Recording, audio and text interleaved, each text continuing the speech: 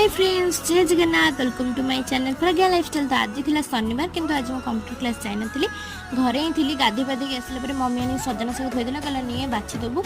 आउे आज लंच रे भात डाली आलू सीझा कोबी भजा साग भजा और पातळ माछ बेसर होइतला।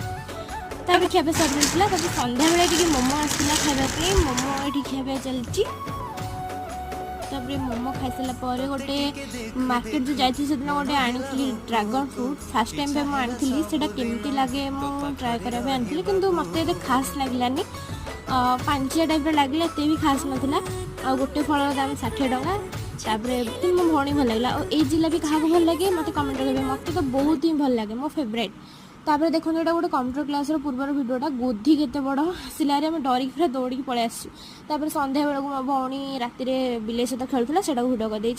तो रोचे नमस्कार। आज भिडियो एतिक ही भिडियो लाइक शेयर सब्सक्राइब करेंगे। टाटा।